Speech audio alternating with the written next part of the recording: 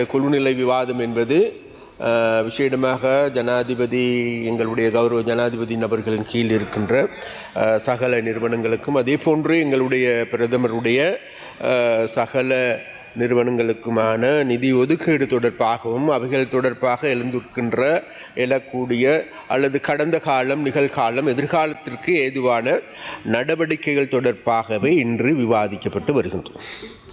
அப்போ இந்த விவாதத்தின் பொழுது இப்போ எனக்கு முன்பு பேசிய அந்த சாய்பு அவர்களிடக்கு நான் மீண்டும் ஒரு வார்த்தை சொல்லிக்கொள்ள வேண்டும். அதாவது முஸ்லீம் மக்களை இனியும் நீங்கள் தண்ணி காட்ட வேண்டாம் தயவு செய்து. ஏனென்றால் முஸ்லீம் மக்களுடைய பிரச்சனைகள் என்னவென்பது எங்களுக்கு நன்றாகவும் தெரியும். அதே போல் அவர்களுடைய பிரச்சனையை தீர்ப்பதற்கான நாங்கள் நடவடிக்கையும் எடுத்திருக்கின்றோம், களத்திலும் இருக்கின்றோம்.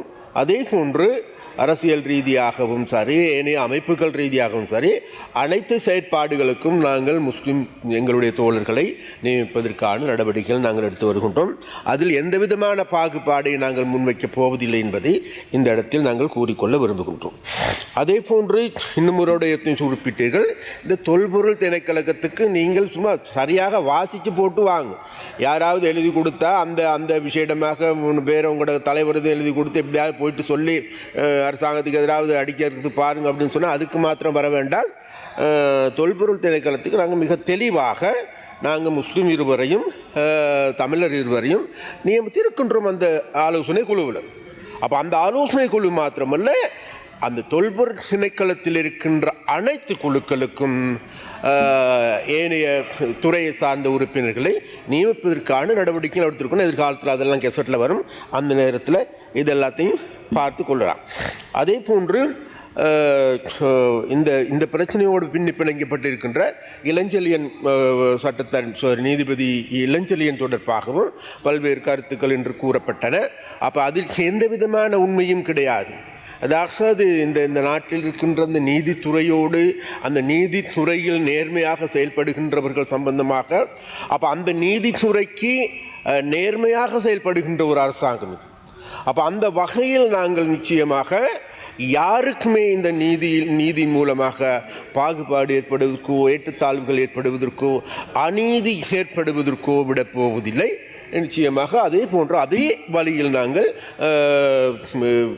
நீதிபதி இளஞ்செழியன் அவர்களுக்கும் கூட நாங்கள் அந்த பிரச்சனை தொடர்பாகவும் கூடுதலாக கரிசனை காட்டுகின்ற அரசாங்கமாகவும் கரிசனை காட்டுகின்ற ஒரு ஜனாதிபதியாகவும் இன்றைக்கு எங்களுடைய ஜனாதிபதி அவர்கள் இருக்கின்றார் என்பதை இந்த இடத்தில் நான் சுட்டிக்காட்ட வேண்டும். இருந்த போதிலும் கூட கௌரவ பிரதி குழுக்களின் தவிசாளர் அவர்களே, இந்த இடத்தில் இன்னும் ஒரு விடயத்தை முக்கியமாக சுட்டிக்காட்ட வேண்டும். விசேடமாக இந்த வரவு செலவு திட்டத்தை விவாதிக்கின்ற பொழுது இன்றைக்கு இந்த வரவு செலவு திட்ட விவாதத்தில் கூடுதலாக பேசப்படுகின்ற விடயம், இன்றைக்கு கடந்த காலங்கள் விசேடமாக எங்களுக்கு எல்லோருக்குமே தெரியும், கடந்த பொது தேர்தல் எடுத்துக்கொண்டாலும் சரி, ஜனாதிபதி தேர்தல் எடுத்துக்கொண்டாலும் சரி, அப்போ அந்த இரண்டு தேர்தல்களிலும் இலங்கையில் வாழுகின்ற மக்கள் எங்களுக்கான மக்கள் ஆணையை வழங்கியிருக்கின்றார். அப்போ அந்த மக்கள் ஆணையை வழங்கி இருக்கின்ற போது நாங்கள் கட்டுப்பட்டு இருக்கின்றோம் அந்த மக்கள் ஆணையை நிறைவேற்றுவதற்கு. அப்போ அந்த வகையில் நாங்கள் விசேடமாக நாங்கள் அன்று தேர்தல் காலகட்டங்களிலும் கூட நாங்கள் சொல்லிய ஒரு முக்கியமான விடயம் தான் வேறுமல்ல, அரசியல் ரீதியான அரசியல் கலாச்சாரத்தில் ஒரு மாற்றத்தை கொண்டு வருகிறோம் என்று. ஏனென்றால் இது நாள் வரைக்கும் எங்களுக்கு எல்லோருக்குமே தெரியும், இந்த நாட்டில் இருந்த அரசியல்வாதிகள் என்பது, அரசியல் என்பது அல்லது நாட்டில் இருக்கின்ற ஜனாதிபதிகள் என்பது மேட்டு குடிகளை மாத்திரம் பிரதிநிதித்துவம் செய்கின்ற, அப்போ மேட்டு நிலச்சுவாந்தர்கள் மாத்திரம் பிரதிநிதித்துவம் செய்கின்ற, உயர் சாதியினர் மாத்திரம் பிரதிநிதித்துவம் செய்கின்ற ஜனாதிபதிகள் மாத்திரமே இந்த நாட்டில் ஆளுகின்றவர்களாக இருந்தார். அவர்கள் அதனால் நாட்டில் அரசியல் என்பது அது நாட்டு சட்டமா அல்லது பாராளுமன்றமா எல்லாத்தையும் விட உயர்ந்த இடத்தில் தான் அரசியல்வாதிகளை வைத்திருந்தார்கள். ஆனால் இன்றைக்கு அந்த நிலைமை மாற்றம் அடைந்திருக்கின்றது. இன்றைக்கு இந்த சாதாரண மக்களுக்கு இந்த அரசியல் அதிகாரம் வந்ததன் காரணமாக இன்றைக்கு கடந்த காலங்களில் தாங்களுடைய கட்டுப்பாட்டின் கீழ் வைத்து கொண்டிருந்த, தாங்கள் நினைத்தவாறு லஞ்சமா ஊழலா மோசடியா அதிகார துஷ்பிரயோகமா அனைத்தையும் செய்வதற்கு ஏதுவான நடவடிக்கைகள் எடுத்தவர்கள் இன்றைக்கு கலக்கம் அடைந்திருக்கின்றார். அது மாத்திரமல்ல, எங்களுடைய வரலாறு என்பது, இலங்கையினுடைய வரலாறு என்பது கடந்த 77 வருட வரலாற்றை நாங்கள் திரும்பி பார்க்கின்ற பொழுது ஒவ்வொரு காலத்திலும் இந்த நாட்டில் தேசிய இனங்களுக்கு இடையிலான முறுகல் நிலைமை ஏற்படுத்தி, அப்போ அந்த முறுகல் நிலைமையின் மூலமாக நாட்டில் இனவாதத்தை ஏற்படுத்தி, அந்த இனவாதத்தின் மூலமாக மறுபடி மதவாதத்தையும் ஏற்படுத்தி, அப்போ அதன் கீழ் உயிர் வாழ்ந்தவர்களே இருக்கின்றார்கள், அதன் கீழ் குளிர் காய்ந்தவர்களே இருக்கின்றார்கள். அவ்வாறா நிலைமையின் பொழுது கடந்த ஒரு வருடத்தை நாங்கள் திரும்பி பார்க்கின்ற பொழுது எங்களுக்கு மாத்திரமல்ல, ஒரு நாட்டு மக்களுமே மகிழ்ச்சி அடையக்கூடிய விடயம் தான், வேறு எதுமல்ல.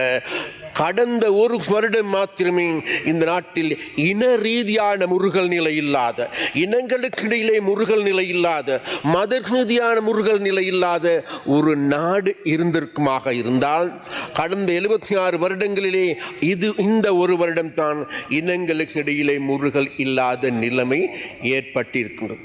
அப்போ அந்த வகையில் நாங்கள் எடுத்துக்கொண்டால் நிச்சயமாக நாங்கள் நாட்டு மக்களுக்கு சொன்னோம், இந்த நாட்டில் புதிய அரசியல் கலாச்சாரம், அப்போ அந்த கலாச்சாரத்துக்கு ஏற்றவாறு நாட்டில் இருக்கின்ற ஜனாதிபதியும் கூட, நாட்டில் இருக்கின்ற ஏனைய உறுப்பினர்களும் கூட சாதாரண மனிதர்களாக செயற்படுகின்ற ஒரு போக்கு இதற்கு முன்னர் அப்படியாக இருந்ததா, அல்லது இதெல்லாத்தையும் மேபி தாங்களும் தங்களுடைய குடும்பத்தை மாத்திரம் பாதுகாத்து கொள்ளுகின்ற ஒரு நிலைமை இருந்ததா என்பதை நாங்கள் பார்க்கின்ற போது, கௌரவ பிரதிக்குழுக்களின் தவிசாளர் அவர்களே, அந்த வகையில் நாங்கள் பார்க்கின்ற பொழுது கடந்த ஒரு வருடத்தை நாங்கள் திரும்பி பார்ப்போமாக இருந்தால், நாட்டில் ஒரு புறத்தில் பொருளாதாரம் வீழ்ந்து கிடந்தது. அப்போ இந்த பொருளாதார வீழ்ச்சியில் இருக்கின்ற பொழுது நாட்டில் ஏனைய பிரச்சனைகள் என்பதையும் நினைக்கும் கூட பார்க்க முடியாது.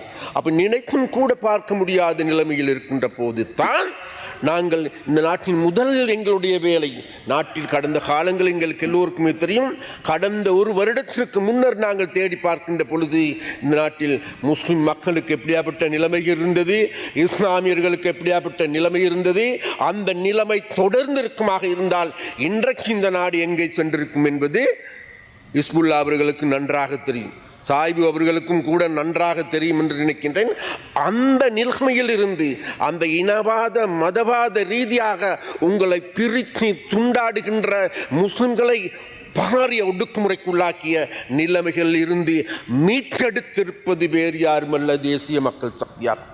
அந்த வகையில் எங்களுக்கு இந்த தேசிய மக்கள் சக்தி என்பது இந்த நாட்டில் தமிழனுக்கு மாத்திரம், சிங்களவனுக்கு மாத்திரம், முஸ்லிமுக்கு மாத்திரம் உரித்தான கட்சி அல்ல. இந்த அரசாங்கம் என்பது தமிழருக்கோ சிங்களவருக்கோ முஸ்லிம்களுக்கோ தனிப்பட்ட ரீதியான உரித்தான கட்சி அல்ல. இது ஒரு இலங்கையருக்கான கட்சி, இலங்கையருக்கான அரசாங்கம். அதன் காரணமாகத்தான் நாங்கள் எதிர்வரும் டிசம்பர் மாதம், இது நாள் வரைக்கும் எங்களுக்கு எல்லோருக்கும் தெரியும், முஸ்லிம்களுக்கு தனியான திருவிழாக்கள், அதே பௌத்தர்களுக்கு தனியான திருவிழாக்கள், அதே போன்று கிறிஸ்தவர்களுக்கு தனியாக, இஸ்லாமியர்களுக்கு தனியாக, இந்துக்களுக்கு தனியாக, இவ்வாறு தனித்தனியாக நாங்கள் பிரிந்து இருந்து எங்களுடைய விழாக்களை கொண்டாடி இருக்கின்றோமே தவிர, இலங்கையில் இருக்கின்ற அனைத்து மக்களும் ஒன்று சேர்ந்து நாங்கள் எல்லோருமே ஒரு தாய் மக்களாக, நாங்கள் எல்லோருமே இலங்கையராக ஒரு நாள் யாவது சிந்தித்திருக்கின்றோமா, அல்லது அவ்வாறான கொண்டாடக்கூடிய ஒரு சூழ்நிலை ஏற்பட்டிருக்கின்றதா? நாட்டுக்கு சுதந்திர தினம் என்கின்ற பொழுது அந்த சுதந்திர தினமும் கூட எங்களுக்கு கருப்பாகவே தெரிகின்றது. அது எங்களுக்கு மாத்திரமல்ல, இலங்கையில் இருக்கின்ற சிங்கள மக்களுக்கும் கூட அந்த சுதந்திர தினம் என்பது கருப்பாகவே கடந்த காலங்களில் எங்களுக்கு தென்பட்டது. அப்போ அந்த சுதந்திர தினத்தின் பொழுது நாட்டில் இருக்கின்ற மக்கள் அனைவரையும் ஒரு தாய் மக்களாக அரவணைத்துக் கொள்வதற்கு பதிலாக இந்த நாட்டில் இருந்த ஜனாதிபதிகள், இந்த நாட்டில் இருக்கின்ற பிரதமர்கள் தாங்களுடைய இனத்தை அல்லது தாங்களுடைய மொழியை மாத்திரம், மதத்தை மாத்திரம் முதன்மைப்படுத்தியவர்களாகவே இருந்திருக்கின்றார்கள். ஆனால் கடந்த வருடம் சுதந்திர தின விழாவின் பொழுது இந்த நாட்டின் தலைகீழாக மாறியது. அப்போ இந்த நாட்டினுடைய அரசியல் கலாச்சாரம், சுதந்திர தினத்தினுடைய உரை என்பது முழு நாட்டு மக்களுக்குமான அளிப்பாக இருந்தது. அப்போ அதன் பொழுது நாங்கள் மிக தெளிவாக இந்த நாட்டில் குறிப்பிட்டோம், எங்களுக்கு எல்லோருக்குமே தெரியும், தெரியும். கடந்த 30 வருடங்களுக்கு மேலாக இந்த நாட்டின் பாரிய யுத்தம் ஒன்று ஏற்பட்டது. அந்த யுத்தம் ஏற்படுவதற்கான காரணம் வேறு எதுவுமல்ல, இந்த நாட்டில் ஏற்பட்ட இனங்களுக்கு இடையிலே முருகல் நிலைமை. அந்த முருகல் நிலைமைக்கான காரணம் வேறு எதுவுமல்ல, எங்கள் நாடு பின்பற்றிய பொருளாதார முறைமை.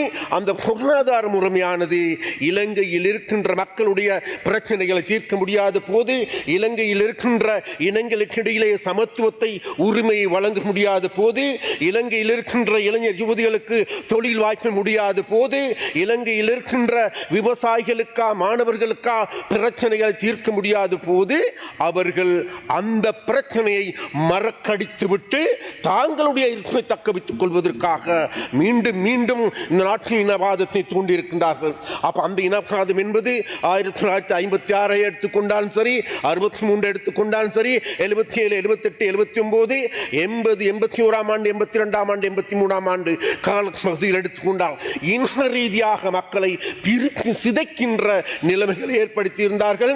அப்ப அந்த நிலைமைகள் தான் 1981ஆம் ஆண்டு யாழ்ப்பாணத்துக்கு சென்ற அந்த ஐக்கிய தேசிய கட்சியின் காடையர்கள், ஐக்கிய தேசிய கட்சியில் அன்றைய காலங்களில் இருந்த கொலைகாரர்கள் யாழ்ப்பாணத்துக்கு சென்று யாழ் நூலகத்தை மெரித்து 97,000 புத்தகங்களை கொளுத்தி இலங்கையில் இருந்த விசேடமாக தமிழ் இளைஞர்கள் மத்தியில் இருந்த இனங்களுக்கு இடையில், அது மாத்திரமல்ல ஓட்டின் மீது இருந்த நம்பிக்கைக்கு, அதற்கு முன்னர் மாவட்ட அபிசபை தேர்தல் நடந்தது.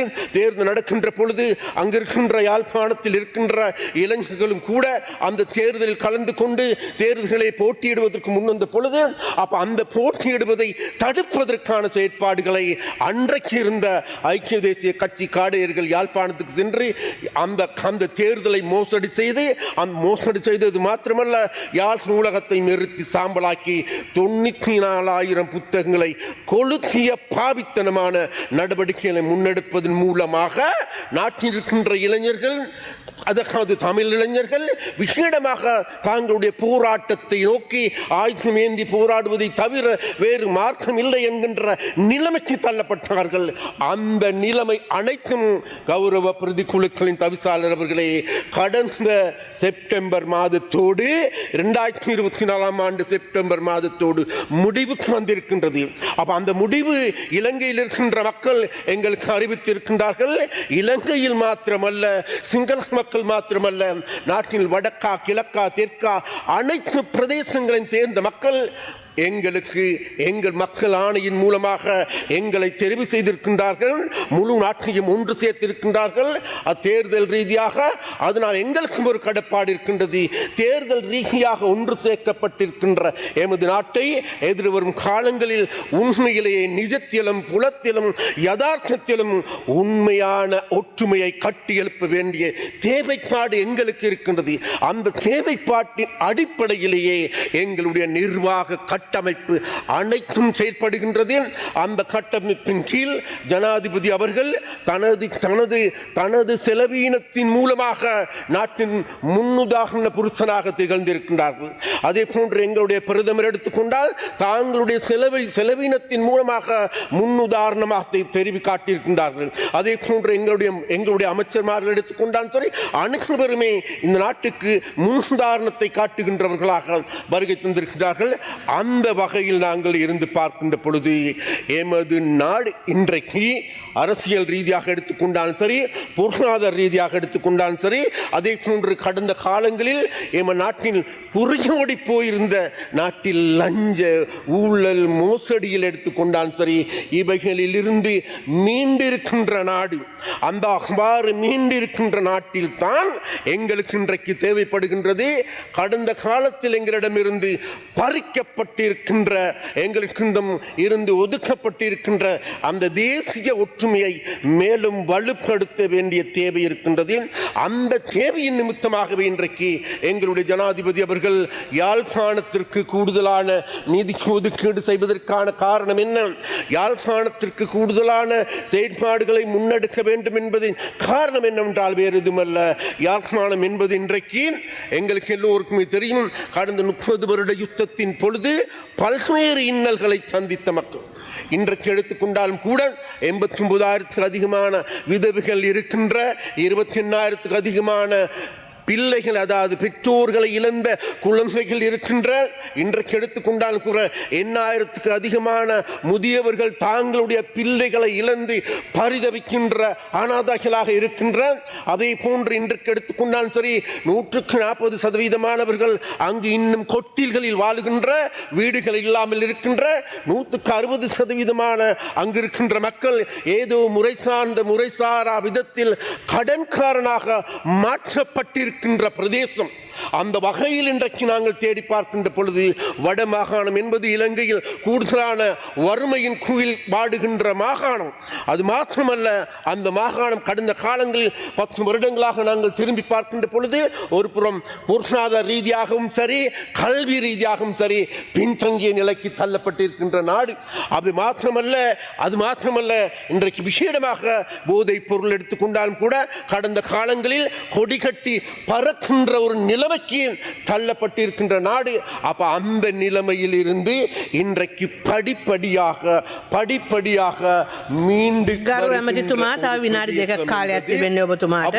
மீண்டு வருகின்ற பிரதேசம் என்பது உண்மையிலேயே நாங்கள் எதிர்பார்க்கின்றோம். வேறு எதுமல்ல, இந்த நாடு என்பது உண்மையிலேயே நாம் எல்லோருமே புகழ்ந்து போற்றி பாடுகின்ற நாடு. இந்த நாட்டில் ஒரு சிறிய தீவு, அழகிய தீவு என்று நாங்கள் கூறுகின்றோம்.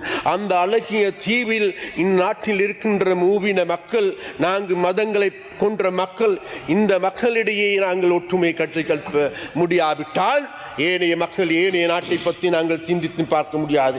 அந்த அடிப்படையில் எங்களுடைய அனைத்து செயற்பாடுகளும் நாட்டை முன்னேற்றுவது எடுத்துக்கொண்டாலும் சரி, பொருளாதாரத்தை முன்னேற்றுவது எடுத்துக்கொண்டாலும் சரி, நாட்டில் லஞ்ச ஊழல் மோசடிகளை தடுப்பது எடுத்துக்கொண்டாலும் சரி, இவைகள் அனைத்தையும் நாங்கள் செய்வது மக்களுக்காக.